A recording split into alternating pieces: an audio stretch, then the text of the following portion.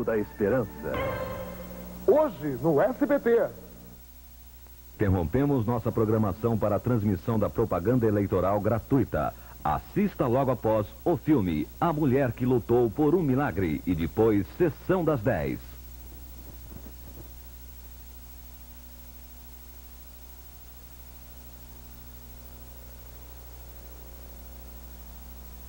Através do seu candidato a presidente, Eudes de Oliveira Mattar, o PLP, Partido Liberal Progressista, traz para o povo o quarto poder. Quarto poder é o Conselho Moralizador contra a Corrupção, fiscalizando os que mentem e falseiam no país.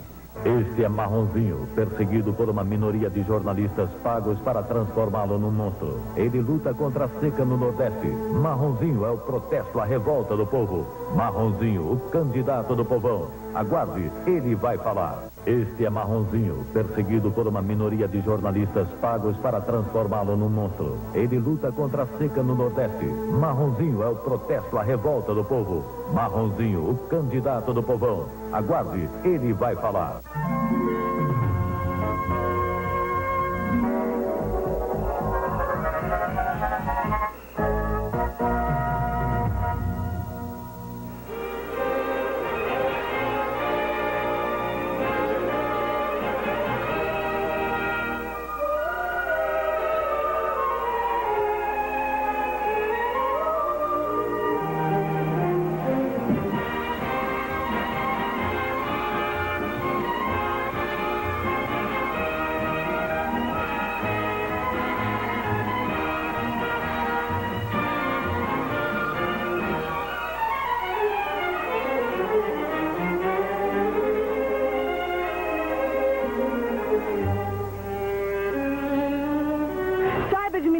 Tem experiência, já administrou bem, já provou que sabe. Mário Covas. Rio de Janeiro, sábado de muito sol e calor.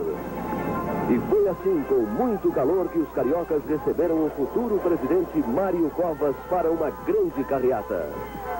A caravana percorreu a zona sul da cidade, contagiando a todos com seu entusiasmo e abrindo o caminho para a grande vitória de Mário Covas também no Rio de Janeiro.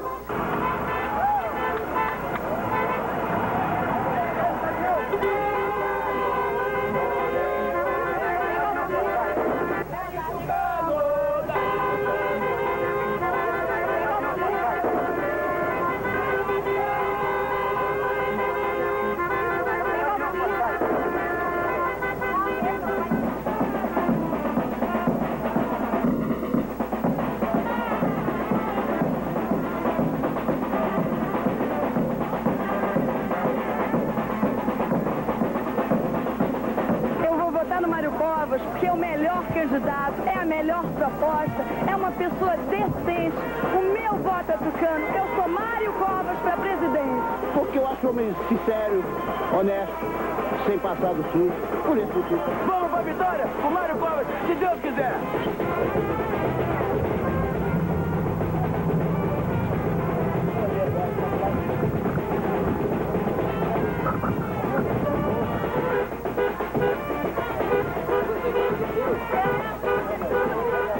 Nós somos pernambucanos do Recife, estamos lhe trazendo um abraço e vamos botar no senhor lá.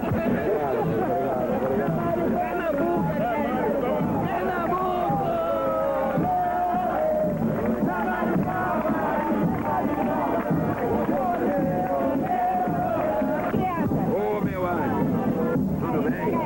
Tudo bom? A dona está toda aqui presente com o senhor. Dá-lhe Tucano. Vamos entrar. Senador.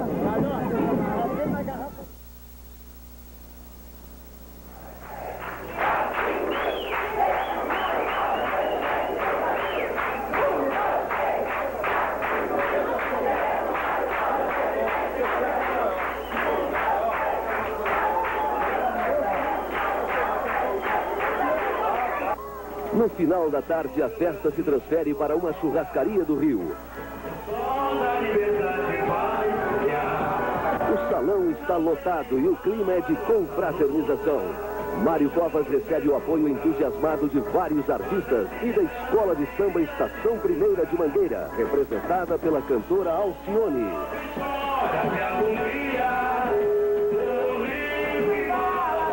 O almoço vira uma grande festa e ninguém resiste ao samba. Vai mudar.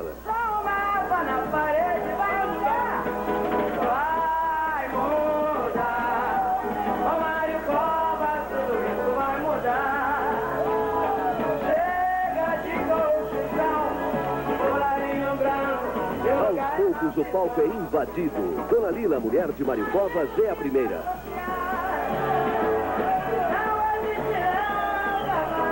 Logo depois, o próprio Mário Covas.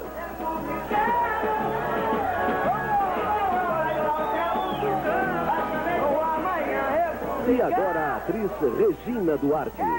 Mais alto é o Tucano. Brasil, ó meu Brasil, o técnico da seleção brasileira, Lazzaroni, entra em campo para jogar no time da vitória de Mário Covas. Nunca nossa luta, hoje o meu pergunta, quando esse gigante irá despertar, o povo chora de agonia, o rico embala sua rede. O meu Brasil, só um mapa na parede. Eu hoje me sinto como se eu tivesse sido apresentado ao Rio de Janeiro. E fui apresentado por vocês, por essa gente que esteve na rua nessa carreata, que representa, até pela data em que foi feito, a primavera da virada. Atravessei 80 quilômetros de mar para chegar na plataforma onde se extrai com recorde mundial o petróleo debaixo da terra. Esse é o país do primeiro mundo, é o Brasil do primeiro mundo. Mas não nos adianta ter um Brasil do primeiro mundo se nós não acabamos com a fome e com a miséria de cada brasileiro. O Rio de Janeiro, e sobretudo os companheiros do Rio de Janeiro, me deram uma demonstração de que os tucanos vão ganhar a eleição em 15 de novembro.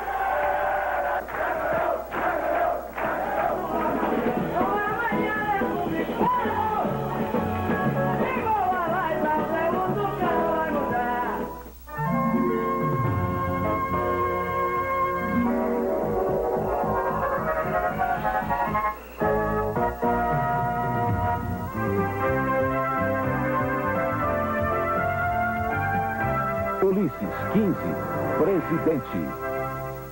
Bote pé no velhinho, o velhinho é demais. Bote pé no velhinho, que ele sabe o que faz.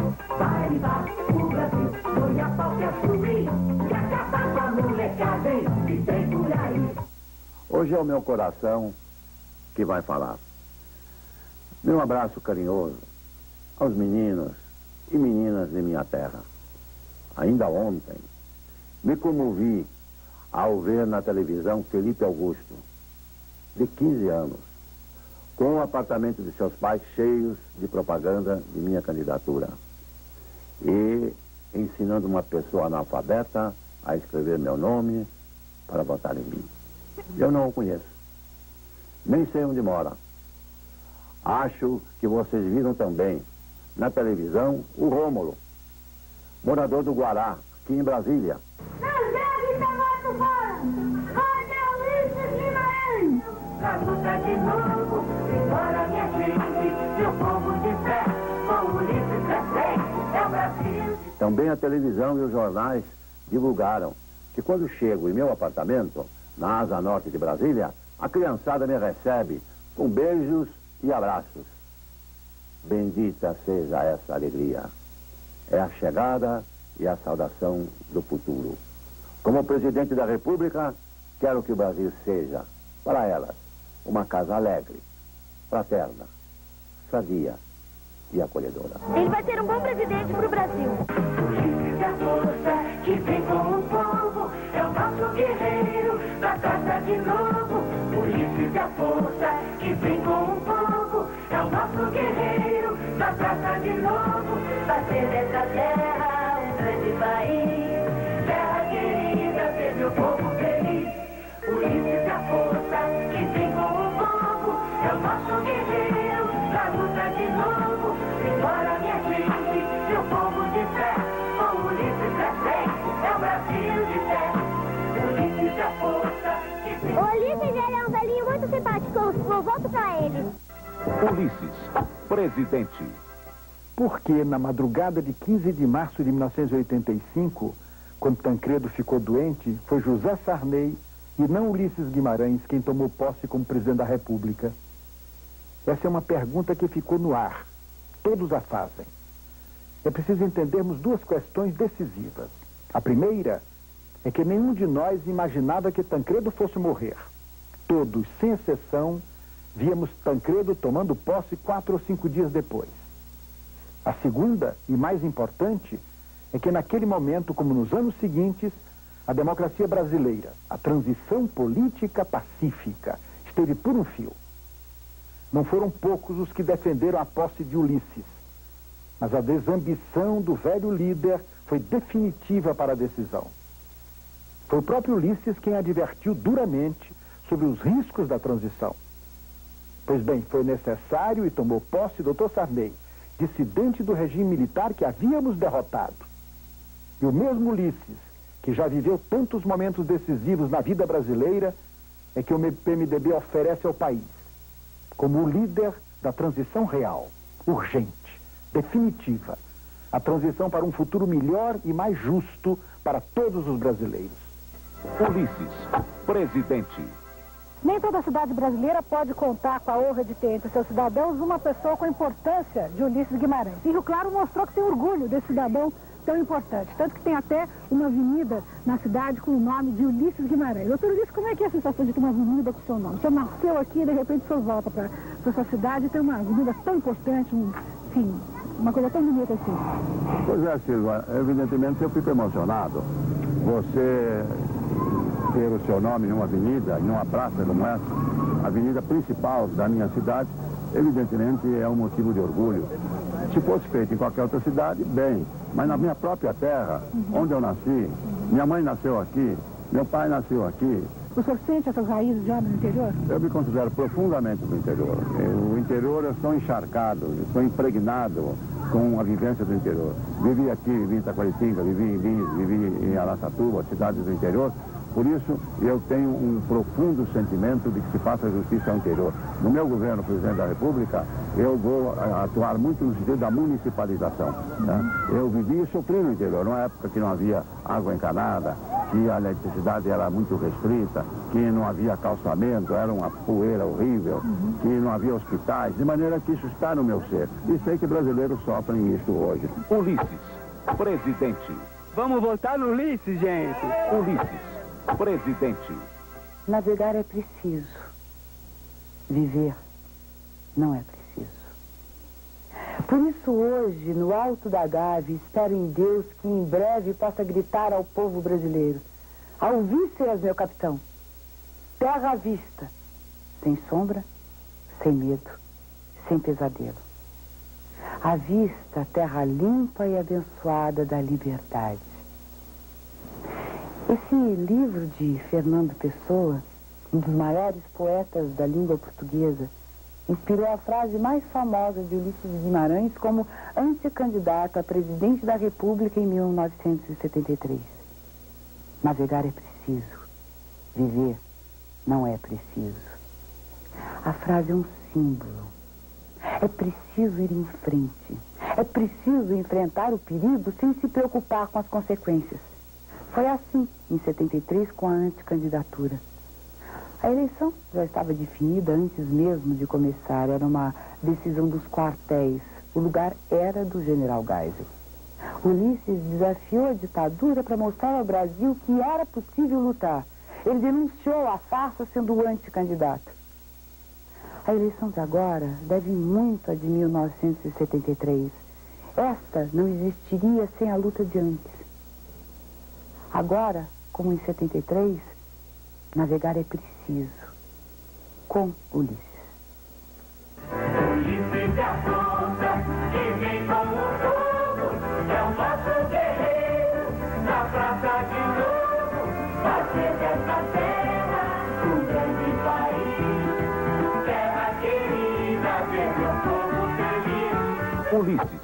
presidente. Ulisses fala com as mulheres de todos os cantos do país. Em São Paulo, inaugura um comitê feminino de campanha. Em Foz do Iguaçu, recebe um documento das paranaenses do PMDB. E em Curvelo, Minas Gerais, assume um compromisso com todas as brasileiras. Eleito presidente da República, mulheres vão participar do meu governo. Diz bem a canção: o homem sem a mulher não vale nada. Nem ele teria nascido. Durante toda a minha vida política, em comícios, entrevistas, no rádio, na televisão, sempre falo na mulher. Muitos me dizem: Ulisses, você tem mania de mulher? O que na verdade eu tenho é mania de democracia. No Brasil, as mulheres constituem mais da metade da população. Sem elas participando das campanhas políticas e também dos cargos, não há democracia, há sexismo. É a mulher cidadã. Tem o direito de votar, mas também tem o direito de ser votada. 40% dos trabalhadores do Brasil são mulheres. Temos de garantir a igualdade de acesso e de salários entre o homem e a mulher. Não se pode privilegiar o homem na promoção. Temos que impedir desigualdades também indiretas. Metade da população feminina é negra. Não vou permitir qualquer discriminação a uma mulher por ela ser negra, inclusive na questão do acesso ao trabalho e ao nível de salários. A Constituição condena esse crime com cadeia. O Brasil precisa investir também em creches e em pré-escolas. Sem creches, a mulher é expulsa do trabalho. Temos de ter creches custeadas pelo governo e pelas empresas. Precisamos combater a todas as formas de violência contra a mulher, em casa, na rua, no trabalho, expandindo em todo o Brasil delegacias da mulher. Só em São Paulo já existem 24 delas. A lei deverá estabelecer a prisão preventiva e obrigatória do estuprador, que não pode continuar surdo à espera do julgamento. A licença maternidade e parental precisa ser respeitada. O Conselho Nacional dos Direitos da Mulher deve funcionar e não ser meramente decorativo. A supervisão será do próprio presidente da República. Vamos fiscalizar e punir os infratores por multas e outras sanções, através do Ministério do Trabalho, outros órgãos governamentais e a Justiça. É um compromisso. Vou ser um aliado da mulher e dos seus direitos na presidência da República do Brasil. Bote fé no velhinho, o velhinho é demais. Bote fé no velhinho, que ele sabe o que faz. Vai levar o Brasil, foi a pau que a subir e acabar com a molecagem que tem por aí. Bote fé no velhinho, o velhinho é demais. Bote fé no velhinho, que ele sabe o que faz.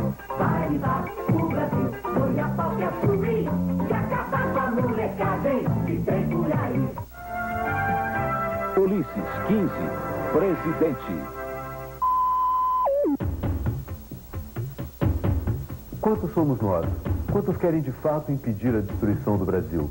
Pensa bem, vota verde, vota na vida. Caveira, presidente do Brasil.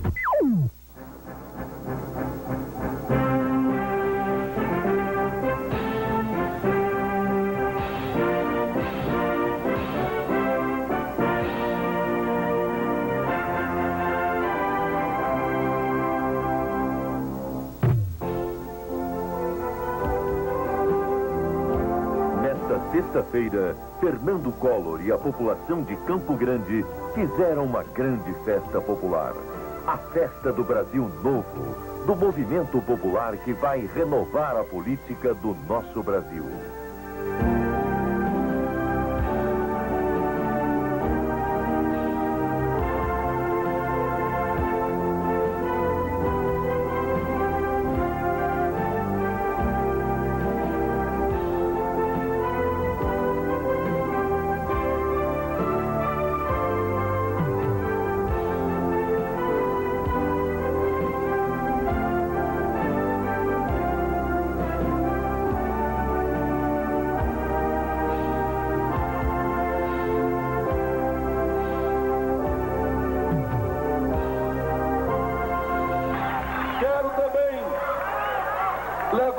mensagem, minha gente.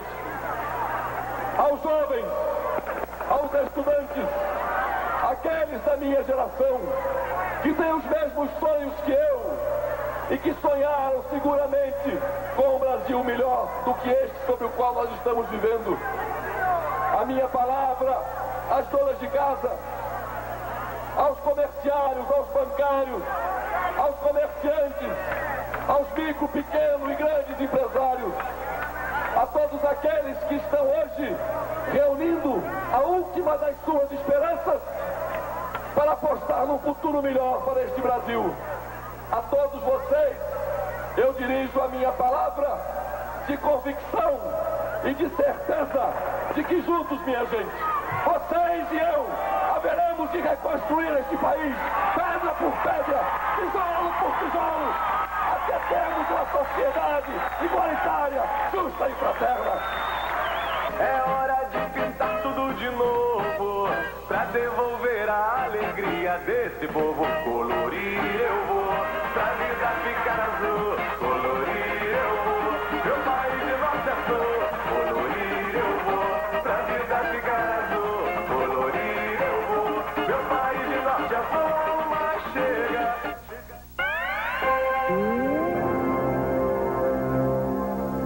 Boa noite. Hoje é domingo e nós vamos ver como foi a semana de Fernando Collor. A semana começou com uma visita a Formoso do Araguaia, no estado de Tocantins. Ali, milhares de toneladas de arroz estão apodrecendo a céu aberto e o governo federal nada faz para impedir esse desperdício. Na terça-feira, Fernando Collor foi a Goiânia e lá, conversando com um grupo de caminhoneiros da região, tomou conhecimento de graves irregularidades nos fretes pagos pelo governo federal. À tarde, Fernando Collor esteve em São Paulo, onde expôs o seu plano de governo. Quarta-feira, Fernando Collor foi a Porto Alegre, no Rio Grande do Sul, e participou do 30º Congresso Nacional de Dirigentes Lojistas. Nesse mesmo dia, Collor se reuniu com os líderes sindicalistas do Estado. Collor também visitou Erechim, onde recebeu uma calorosa homenagem do povo daquela região. Na quinta-feira, Collor esteve nas sedes do Sindicato dos Metalúrgicos e da CGT e renovou o convite aos líderes dessas duas entidades, Luiz Antônio Medeiros e Rogério Magri, para que os trabalhadores participem e colaborem na elaboração de seu plano de governo. Manhã de sexta-feira, Fernando Collor foi a Dourados, no Mato Grosso do Sul, e teve uma recepção digna de um presidente da República. No mesmo dia, Collor visitou a reserva indígena da cidade e foi saudado pelo cacique Kaiowá.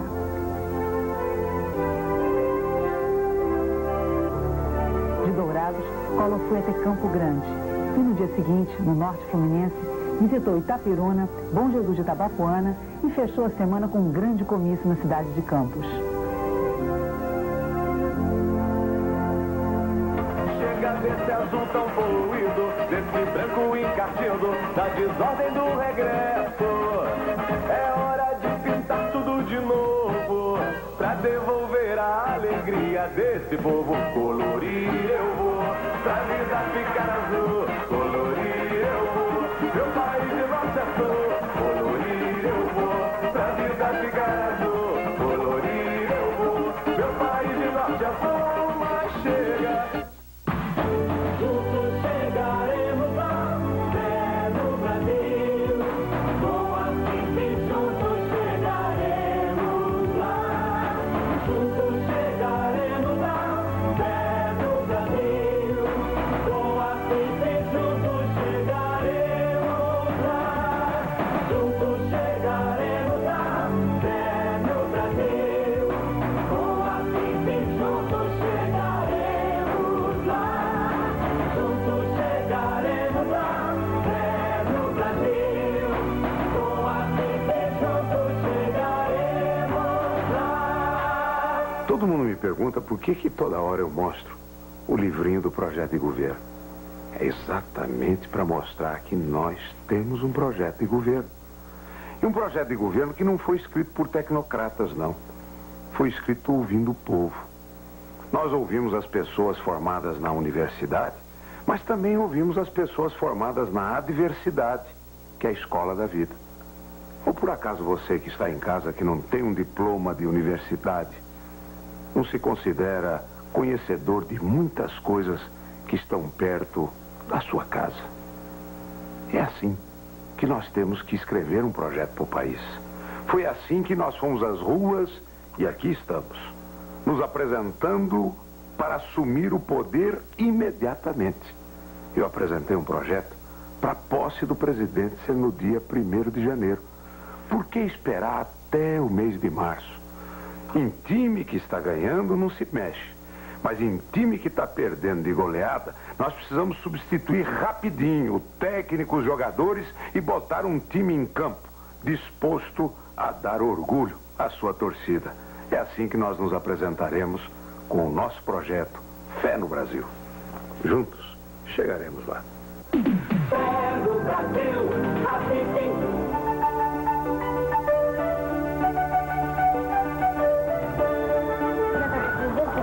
É que o senhor... Acho que vocês estão vendo esse negócio dessa viela aí. Cada pessoa que vem aqui, eu peço pelo problema dessa valeta aqui na minha porta, que todas as portas estejam aí na minha porta. Eu não tenho condições, eu não tenho marido, eu só tenho uma filha que está trabalhando, eu sou doente. E um filho que foi dispensado com até agora está procurando serviço. E cada vez que eu vou falar, ninguém quer me ajudar. Está todo mundo dentro da minha casa, eu estou doente, às vezes penso que está doente. Pelo motivo, porque toda chuva que chove, ela despeja aqui dentro e vai dentro da minha casa. E joga todos os micróbios. Todos os micróbios, vai esses cocô daqui da fossa, daquela dali, dentro da minha casa, chega na cozinha, que tá ele aí que eu tô cansada de falar pra ele. Se eu pudesse, eu fazia, que nem todo mundo faz, compra cimento, pedra, areia e faz, e eu não tenho condições de fazer.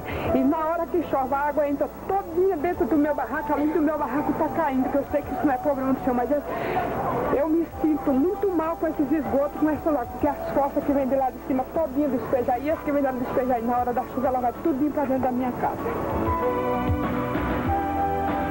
Estão falando tanto de ecologia, e é lógico que a ecologia ela tem que ser levada muito a sério, principalmente num país como o nosso, que agora que nós estamos construindo a grande nação. E não podemos cometer os mesmos erros que os outros cometeram. Mas, gente, todos os organismos internacionais estão hoje querendo financiar, e é uma preocupação justa, a preservação do verde. Mas para nós, eu quero ser bem franco, a ecologia começa aqui, principalmente com as nossas crianças. Porque não é possível, nós vivemos aqui com esgoto a céu aberto. Veja as condições de saúde de crianças que convivem com esta miséria. Será que esses organismos internacionais dariam os mesmos recursos que estão dando para preservar o verde, para preservar a vida e o futuro das nossas crianças? Esta é a nossa principal meta. O verde, a ecologia, tem que estar a serviço do ser humano, a serviço das crianças do meu país. Por isso, gente, eu queria que fosse dado um recado a todo o povo brasileiro. Vamos lá? Juntos chegaremos lá! Juntos chegaremos lá, fé no Brasil.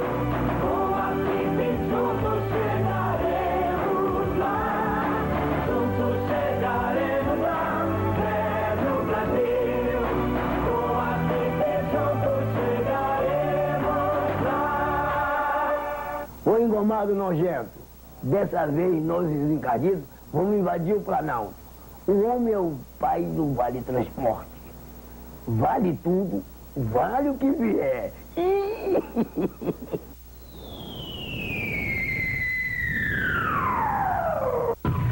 Comida, saúde, casa, escola.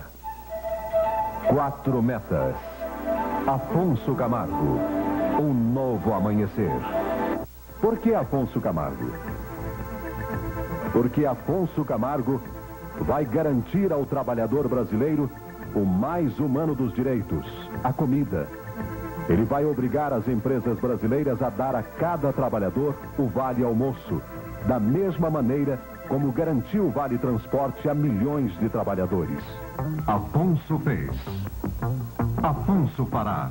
O Brasil ocupa o 3º lugar entre os países que têm o maior índice de mortalidade por desnutrição. Por ano, morrem 358 mil crianças com idade entre 0 e 4 anos. A causa maior é a alimentação deficiente. Hoje, 70 milhões de brasileiros com renda média de 2 salários mínimos gastam 41% de um salário só no café da manhã. Fazer 3 refeições diárias, então, é um verdadeiro malabarismo. Eu acho sim que pra gente trabalhar e ganhar e ter que pagar a refeição, eu acho muito difícil, porque o salário da gente nem vale a pena não dá nem para sustentar. Já que implantaram o Vale Transporte colou, pegou bem, poderia implantar o Vale Almoço também, que seria uma boa. Já que a pessoa que ganha pouco, ganha um salário 300, 400 cruzados, não teria condições de pagar um almoço o mês todo. Você gastaria na faixa de 200 cruzados por mês. Sem comida, não há saída. Alimentar o povo é minha meta mais importante. E vou resolver esse problema da seguinte forma. Primeiro, vou dobrar a área para o plantio no meu governo, garantindo terra aos que querem plantar, principalmente para os filhos dos pequenos agricultores. Segundo, vou propor a eliminação dos impostos do governo nos alimentos básicos. Arroz, feijão, mandioca, trigo, frango, frutas, verduras e legumes. Vejam bem, com isso, nós vamos diminuir em mais de 25% o preço final desses alimentos. O que você paga 10 hoje, você vai pagar 7,50 amanhã. Terceiro, vou modificar radicalmente o sistema de abastecimento, eliminando o atravessador e o especulador. Quarto, vou garantir a alimentação às crianças de 0 a 8 anos nas escolas públicas e nas creches. E mais do que você já sabe, o trabalhador terá o vale-almoço obrigatório. Eu não me conformo que existam milhões de hectares de terras improdutivas em nosso país, enquanto milhões de famílias querendo plantar não tem aonde. Mas eu sei que o governo sozinho não consegue resolver esses problemas. Por isso vou chamar as cooperativas agrícolas, uma das únicas organizações que funcionam bem no Brasil, para que estejam à frente desse grandioso projeto de pôr comida na mesa de cada brasileiro. Eu disse na mesa, porque não adianta pôr comida na prateleira do supermercado e você não poder comprar. Nós vamos acabar com a fome no país. Quando eu começo alguma coisa, eu não desisto nunca. Eu não me entrego. Eu sou um encardido. E nós vamos acabar com a fome no Brasil. Isso eu garanto. É só botar no homem. Afonso fez. Afonso Pará.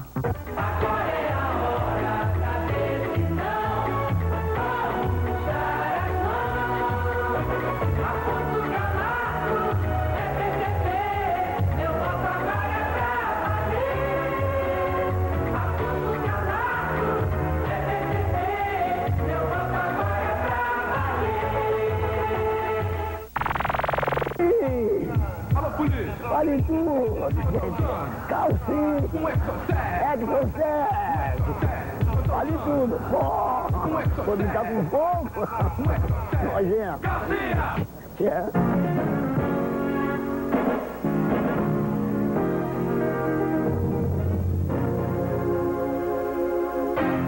No horizonte há uma luz brilhando, é a esperança que já vai chegar.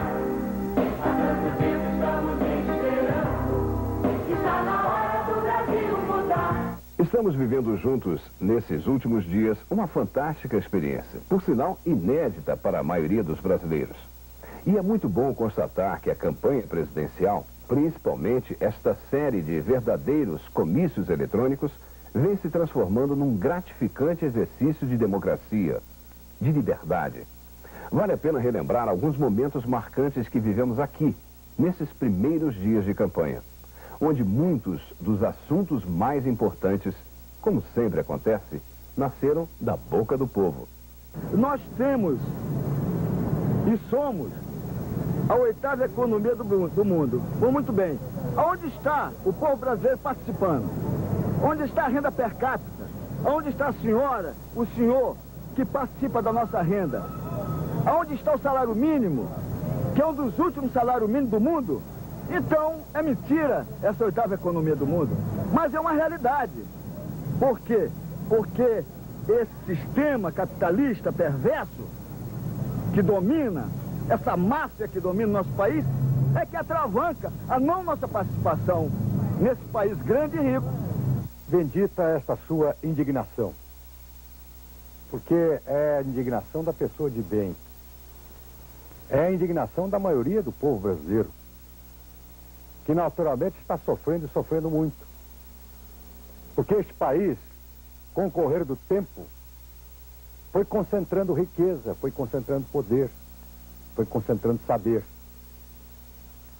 É preciso que juntos nós façamos um grande esforço para construir uma nova sociedade, mais digna, mais justa, mais feliz. Mas para construir esse tipo de sociedade precisa ter gente como você, que leve essa indignação nobre a todos. Mas construir essa nova sociedade depende de cada um de vocês, depende do povo brasileiro. Daí a razão da importância do pleito de 15 de novembro próximo.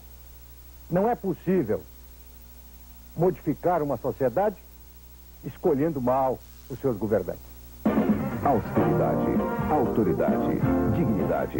Aureliano 89.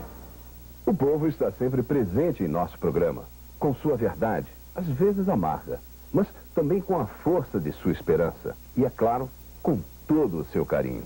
Principalmente quando encontra no meio da rua uma pessoa tão simples, tão simpática, tão acessível. Qual é o signo do senhor? É? Signo? Eu sou Capricórnio. É, cabeça dura, mas com signo que chega lá. Não desiste. Não vive de fantasia nem de utopias. É um signo sensato e equilibrado. Está numa face sensacional. E você verá mal como está. Vamos que é. 26 anos de vida.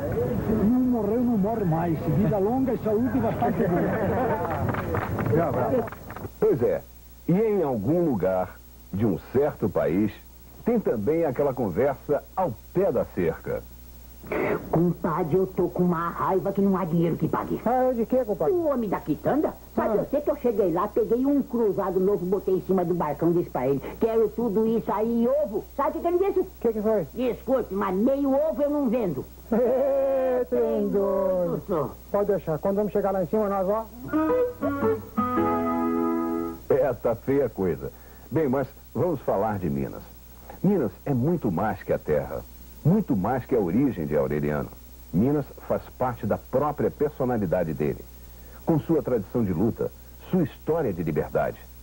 E a lembrança de Tancredo, a retomada dos ideais da Aliança Democrática são uma parte importante da história deste mineiro chamado Aureliano Chaves. Minas, ao longo da sua história, sempre teve a vocação de servir ao Brasil.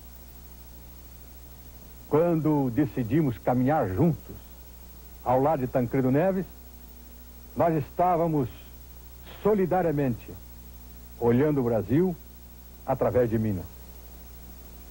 Mas os ideais que envolveram aquele momento histórico da vida nacional permanecem de pé. E é em nome desses ideais que eu me apresento como candidato à presidência da República.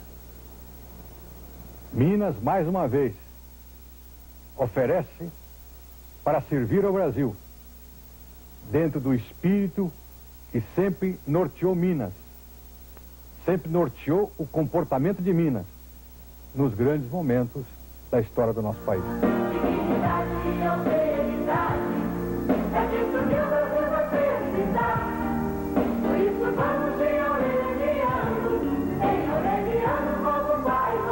Outro dos grandes ideais de Aureliano: energia, petróleo. Esta semana você acompanhou a visita de Aureliano à plataforma da Petrobras em Campos. E certamente se lembra da emoção dele ao fazer este apelo. Estou falando a todos os brasileiros, estou falando aos operários principalmente, estou falando aos jovens, que devem sentir orgulho de uma empresa como a Petrobras, onde está a inteligência brasileira. Cada um daqueles que me ouvem nesse instante, na realidade é proprietário da Petrobras. Petrobras tem uma parcela, tem uma gotinha de sangue de cada brasileiro que me ouve nesse instante. Cada operário, cada trabalhador, cada jovem. É importante o jovem, porque sem o entusiasmo dos jovens, nós não teríamos transformado em realidade o sonho de termos uma empresa comandada por brasileiros, construindo a grandeza do Brasil.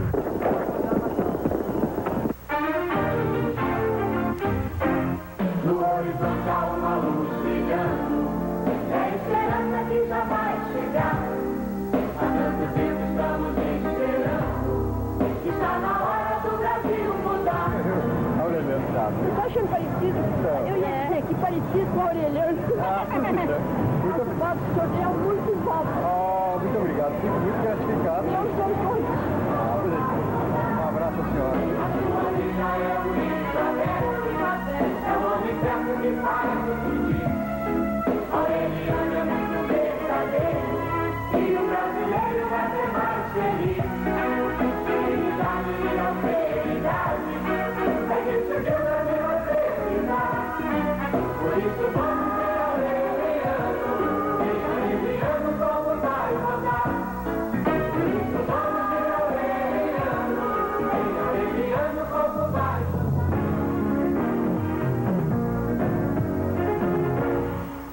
Porque só tenho 15 segundos? Porque se com 15 segundos consigo falar com clareza, com 2 minutos e meio eu passaria como um trator por cima desses candidatos tão ruins que mais da metade da população está indecisa. Meu nome é Enéas. Para satisfazer a curiosidade de todos que me acompanhavam, que me perguntavam o que eu carregava nessa mala de garupa. Eu carrego aqui a verdade, a seriedade e a vergonha. E aqui, a certeza da vitória de Camilo Calazans e Ronaldo Caiado. Porque se todo mundo aqui for refletir profundamente, a classe média, a classe trabalhadora, o empresariado, todos os segmentos que geram riqueza e grãos nessa nação, estão cada vez mais pobres, estão cada vez mais perdendo poder aquisitivo, está tendo dificuldade de manter a sua família, de se alimentar dignamente, em ter condições de saúde e de habitação. E isso, minha gente, por que isso está acontecendo? Isso está acontecendo porque o Estado é cada vez maior, o Estado é cada vez mais corrupto, cada vez mais incompetente, e está levando cada vez mais o empobrecimento da sociedade. Milhares e milhares de pessoas em praça pública, mostrando o carinho, a maneira amiga como tem nos recebido. Isso mostra que o Brasil do interior vai nos levar à vitória final no dia 15 de novembro, se Deus quiser. Leva, leva essa bandeira, leva, leva pro Planalto, pra essa gente brasileira novamente olhar pro alto.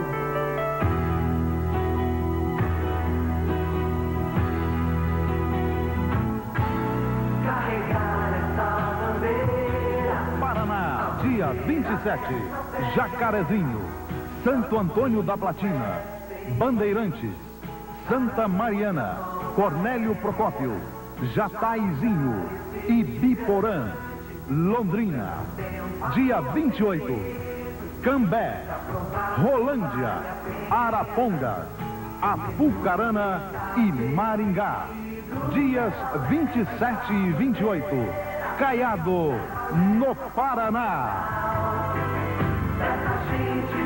Brasil! Os nossos problemas são consequência de uma política econômico-financeira perversa, onde o capital está devorando o trabalho. Vamos mudar. Leia este livreto. Atenção, trabalhadores de todas as categorias. Ideias e propostas de Celso Blanc, candidato a presidente da República pelo PMN, o Partido da Mobilização Nacional. Por que razão o Brasil, que já ganhou tantas Copas do Mundo e vence tantas corridas de Fórmula 1, é incapaz de ganhar uma partida na política internacional? A razão é simples, é que nas Copas do Mundo e nas corridas de Fórmula 1, as regras são estabelecidas por todas e obedecidas por todas as nações. No caso do sistema financeiro internacional, ele foi feito para um país que conseguiu estabelecer que vai ganhar todas as partidas antes do começo do campeonato. E por que razão? Porque os Estados Unidos são o dono da bola, isto é, os donos da moeda internacional, o dólar.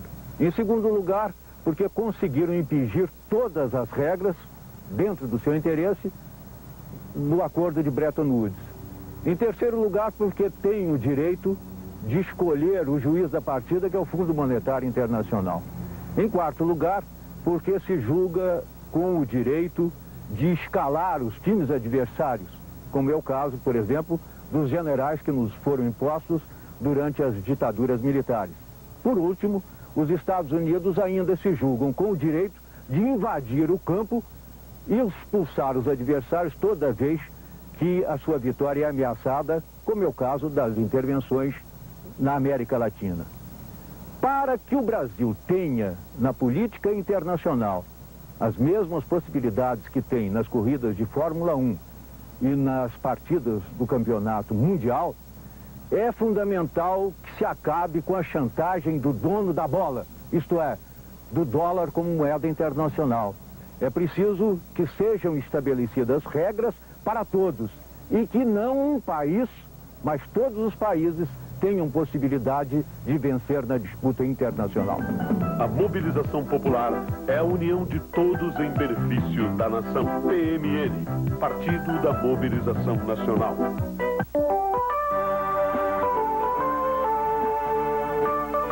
Palácio do Planalto fica em Brasília.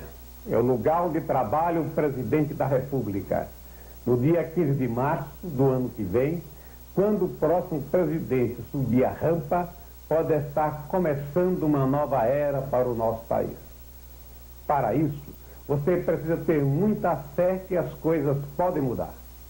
Escolha com seriedade uma pessoa que traga propostas. Isto é muito importante. Algo que seja novo, diferente.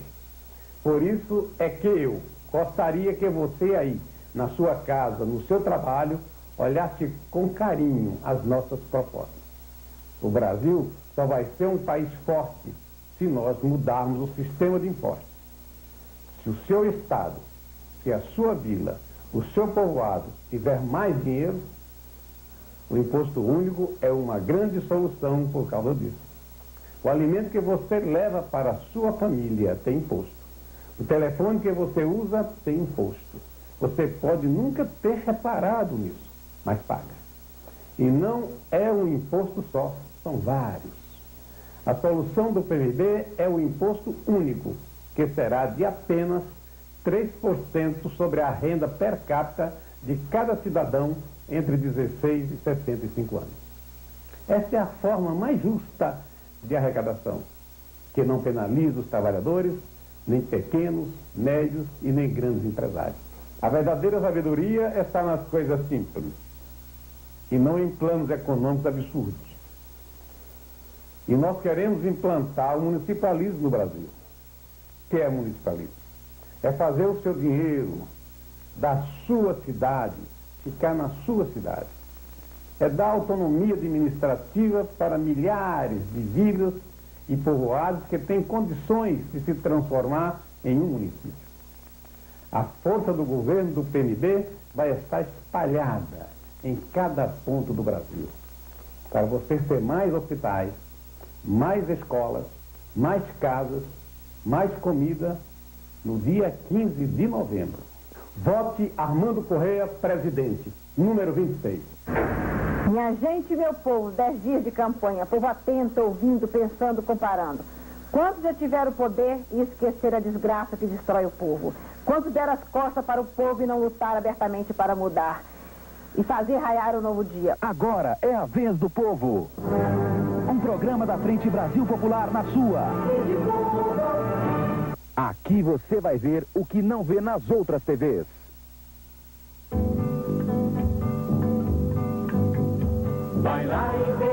A campanha eleitoral se decide com o povo na rua. Nos últimos dias, a comitiva de Lula e da Frente Brasil Popular realizou grandes comícios por todo o país. Domingo, em São Paulo, mais de 50 mil pessoas lotaram a Praça da Sé, fazendo o maior comício da campanha eleitoral. O entusiasmo do pessoal era contagiante.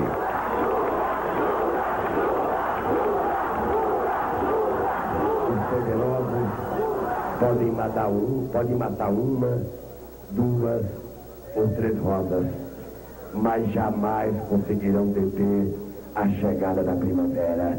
E a primavera vai chegar em setembro e vai durar até o dia 15 de novembro.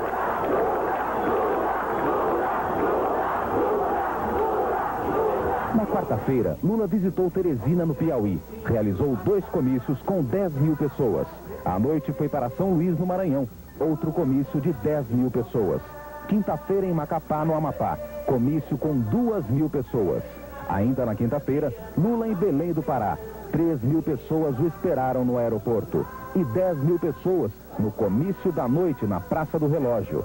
O jornal O Estado de São Paulo disse que Lula arrastou a multidão em Belém. Lula é um representante do povo, o único capaz de mudar de verdade esse país. Atenção, segunda-feira em São Bernardo do Campo, os operários da Volkswagen vão investir na conta 13 mil. Você sabia que entre 1980 e 1988 o Brasil pagou 132 bilhões de dólares para os banqueiros estrangeiros? Você tem ideia do que dá para fazer com todo esse dinheiro? Por exemplo, 16 milhões de casas populares. Agora, o que é pior, apesar do Brasil ter pago toda essa fortuna a esses banqueiros, a nossa dívida entre 1980 e 1988 dobrou e chegou a 120 bilhões de dólares. Em 1964, antes da ditadura, a dívida externa era de 3,5 bilhões de dólares. Em 1974, havia aumentado para 17 bilhões. Em 1980, saltou para 54 bilhões. Em 1988, outro salto, para 120 bilhões. O Brasil, é claro, foi vítima de uma armadilha desses agiotas internacionais. 1978, juros de 7%. A dívida externa foi a 50 bilhões de dólares. 1980, juros de 11%. A dívida cresceu para 61 bilhões. 1981, juros de 21%. A dívida foi a 70 bilhões. Em 1985, os juros continuavam altos e a dívida foi aos 100 bilhões. 1988, dívida externa de 120 bilhões de dólares. Agora me responda uma coisa. Você não acha que essa dívida é injusta? Você não acha que nós somos vítimas de um golpe desses banqueiros internacionais? Você não acha que nós já pagamos muito mais do que nós devíamos? Então me responda sinceramente. Você acha que nós devemos continuar pagando a dívida externa? Vamos ver o que Lula falou sobre a dívida externa no palanque eletrônico da Rede Globo. A nossa posição é clara. E, aliás, eu acho engraçado, porque eu tenho assistido alguns debates aqui, alguns que chamavam nós de maluca 3 anos atrás, porque dizíamos da suspensão do pagamento da dívida externa, com a maior cara de pau, vem aqui agora e fala que também são favoráveis à suspensão do pagamento da dívida externa. Nós somos favoráveis à suspensão do pagamento da dívida externa. Vamos convocar uma auditoria para que essa auditoria possa dizer à sociedade brasileira como é que foi feita essa dívida, aonde é que esse dinheiro foi aplicado, se houve malandragem ou não houve malandragem. E, ao mesmo tempo, vamos criar um fundo de desenvolvimento para que esse fundo possa aplicar o dinheiro na geração de mais emprego, em pesquisa, em tecnologia e nas coisas que nós consideramos essenciais para o nosso povo.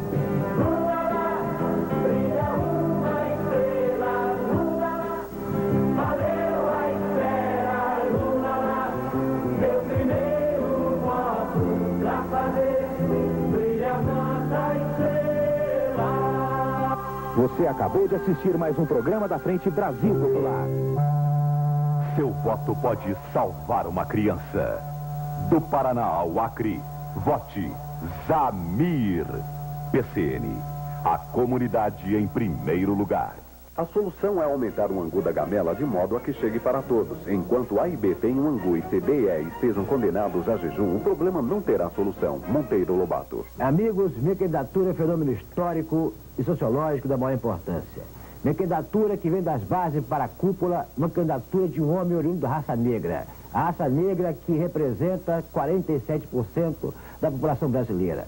E que, juntamente com meu vice-presidente da República, meu candidato vice, que é o ministro Orestes Alves de Alagoas, nós vamos fazer um trabalho conjunto. E como jornalista profissional que sou, tenho obrigação de prestar um serviço importante à comunidade brasileira no momento em que a grande imprensa está preocupada com outros assuntos, não com interesse em informar a opinião pública.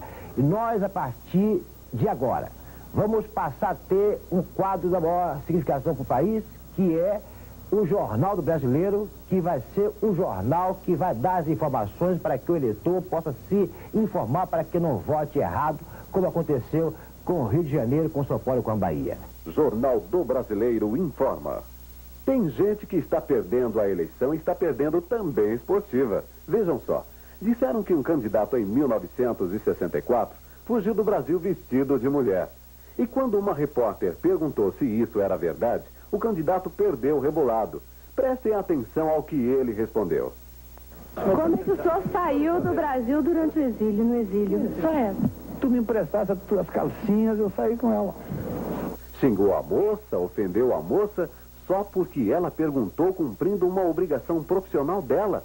E o pior de tudo é que xingou, mas não respondeu. Que fugiu, fugiu. Agora, se foi fantasiado de mulher ou de outro jeito, ninguém descobriu até agora. Não é possível que a gente tenha esperado quase 30 anos para eleger pelo voto o novo presidente da República e tenha candidato desse tipo disputando a eleição. Candidato que ofende a moça só porque ela está cumprindo o dever dela. O mínimo que se exige de um candidato a presidente é compostura. Quem faz uma coisa dessas não tem estabilidade emocional. Já imaginaram um homem desses na presidência? A solução é aumentar o angu da gamela de modo a que chegue para todos. Enquanto A e B têm um angu e C, D e E estejam condenados a jejum, o problema não terá solução. Monteiro Lobato. Para presidente, meu bem. Na hora de votar, nós com garra e paixão, abraça o nome do povo e escute o seu coração. É Brady que vem.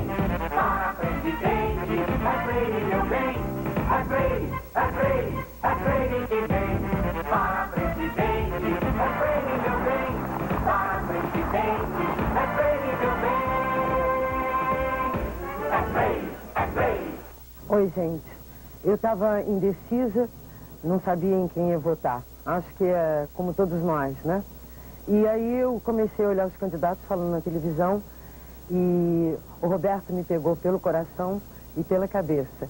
Adorei tudo que ele fala, acho que é um candidato que pode fazer as reformas que o Brasil merece e tem que ser feitas. E um país onde tem fome, miséria, corrupção, para mim é o único candidato que pode melhorar esse país. Por isso eu decidi votar no Roberto. Este país é viável.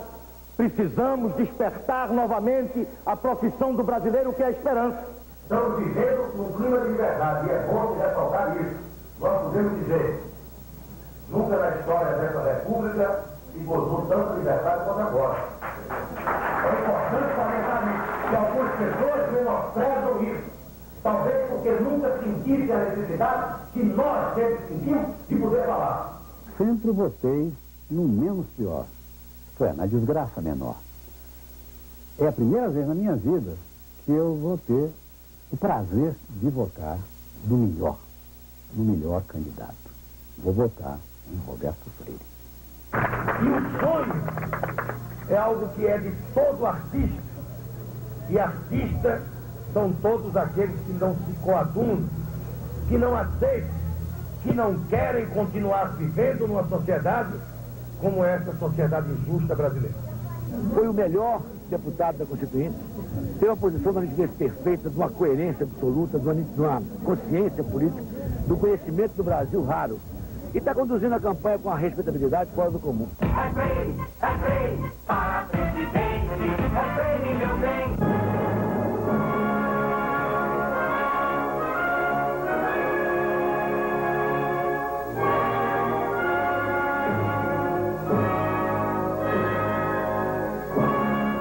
O Brizola sabe que a educação da criança tem que começar muito antes dela entrar na escola. Por isso, quando ele era governador do Rio, ele construiu as casas da criança. Nelas, os baixinhos de 3 a 6 anos começam a se acostumar com o ambiente escolar. Praticam esporte, se alimentam, são assistidos por médicos, pedagogos e preparados para chegar à primeira série prontinhos para aprender. Igualzinho ao que acontece com os filhos dos ricos, né? A meninada chega no CIEP ou no Lelé preparada para entender tudo que a tia vai ensinar. Fala a verdade. Algum outro governante já fez tanto pela criança?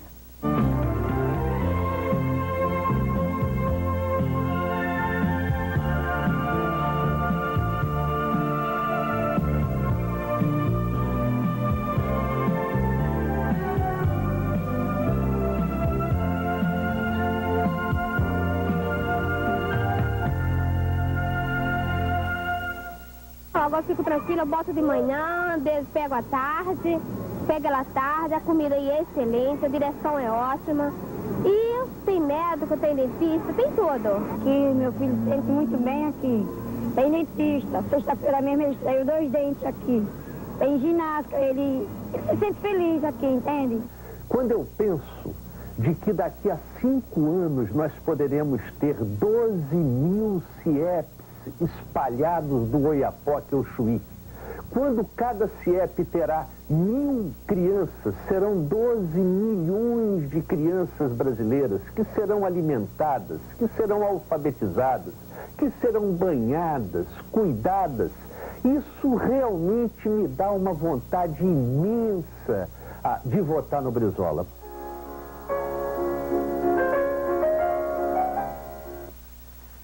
Povo brasileiro, entre as metas e diretrizes do nosso governo, como é do mais amplo conhecimento público, a educação para nós está lá em cima. É a prioridade das prioridades.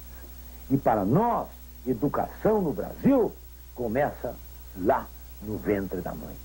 A partir daí, precisamos assistir às nossas crianças, através de um amplo plano de assistência materno-infantil, de complementação alimentar e de acompanhamento médico.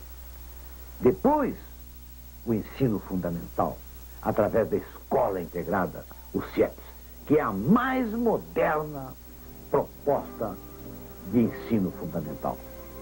Porque a rua em nosso país tornou-se perniciosa para a formação das nossas crianças. E aí, até o 2º grau.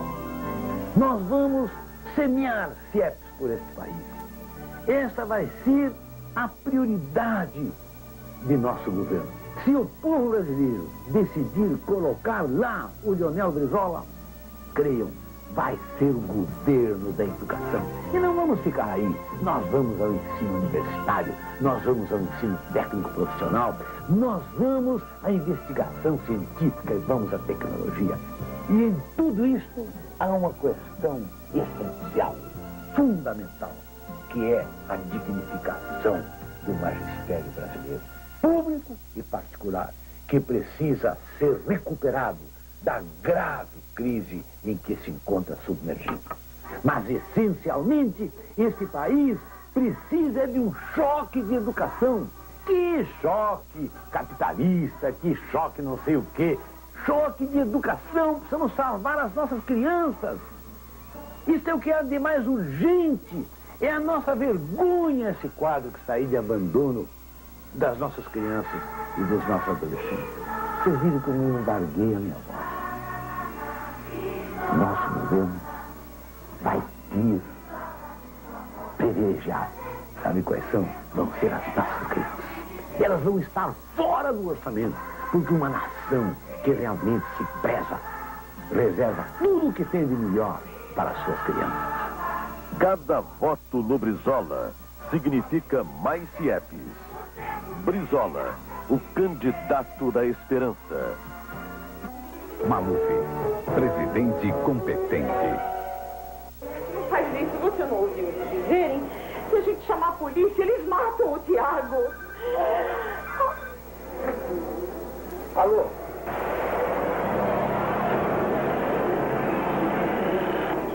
Alô? Ele desligou, maldito! Ele desligou! Calma! Calma, Fátima! Calma! Calma! Calma! Amanhã já estará tudo acabado. Nós damos o dinheiro para ele e eles nos devolvem o nosso Tiago. 1 milhão de cruzados, Ernesto. Aonde nós vamos arranjar tanto dinheiro? Eu tenho um cargo importante na diretoria do banco. Eu já falei com eles vão me prestar. Desfalque? Mas de que agência você está falando? Eu quero meu filho de volta. Eu quero meu filho de volta. Eu quero meu filho de volta. Eu quero meu filho de volta. Tiago! Ernesto tinha feito tudo conforme os sequestradores mandaram. Até o dinheiro, dividido em 2 pacotes, embrulhados em jornal. São eles. Eu vou com você. Não, você fica! Ai,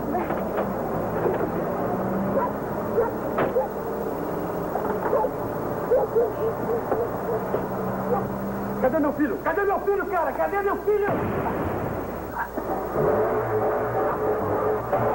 Tiago! Ernesto! Ernesto! Quando Ernesto entregou o dinheiro, o menino já estava morto. E ela acabou perdendo o marido e o filho. Vocês cometeram um grande erro. Vocês deviam ter avisado a polícia. Sedentável. Eu vou falar sobre uma indústria que, infelizmente, vem crescendo muito no Brasil. Aliás, é uma das poucas indústrias a quem esse governo ajudou a crescer nos últimos anos. É a indústria do sequestro. Se você puxar pela memória, você vai lembrar quantas vezes você ouviu falar no rádio, na TV, no jornal, uma notícia de sequestro só neste ano de 89. E sabe por que isso está acontecendo? Porque ninguém vai para a cadeia pela incompetência do governo.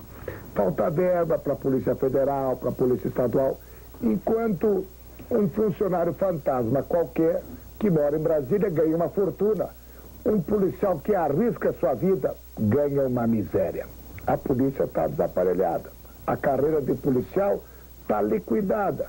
Olha, eu acho que a polícia precisa de respeito. Resultado, sem respeito à polícia, as nossas cidades são um prato cheio para os assaltantes, para os bandidos, para os ladrões e para os sequestradores. Olha, você sabe, ele fica um pouquinho de tempo só na cadeia, porque depois ele foge. Ou então a justiça vai dar para ele uma penazinha de 2, 3, 4 anos. Você lembra daquele que sequestrou aquela menina bonitinha, a Rafaela, lá em Belo Horizonte? Olha, ele pode pegar de 3 a 8 anos. Eu pergunto, você acha que o sujeito que sequestrou sua filha, seu filho, deve pegar apenas 3 anos de cadeia? Não, meus amigos.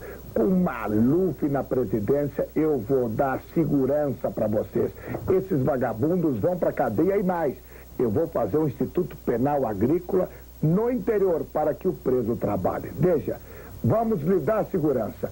Vamos juntos com você para o segundo turno.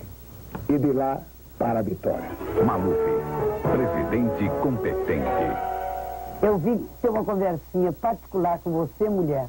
Isso porque eu estava no cabeleireiro e eu vi algumas senhoras falando sobre a eleição, que é só o que a gente pensa agora, e dizendo, eu acho o Paulo Maluf ótimo, competente, capaz, etc. Mas não vou votar porque ele não tem possibilidade. Gente, o que é isso? Não teria possibilidade se você continuasse pensando desse jeito. E pensando desse jeito, nós vamos correr o risco de eleger uma pessoa que todo mundo tem medo. Que diz, Deus me livre, nossa, isso, presidente do Brasil. Não vamos correr esse risco não, gente.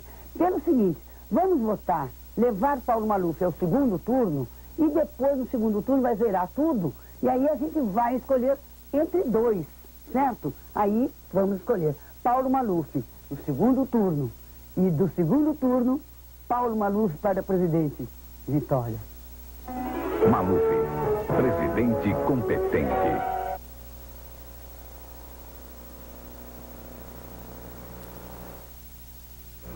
O filme especial a ser apresentado foi baseado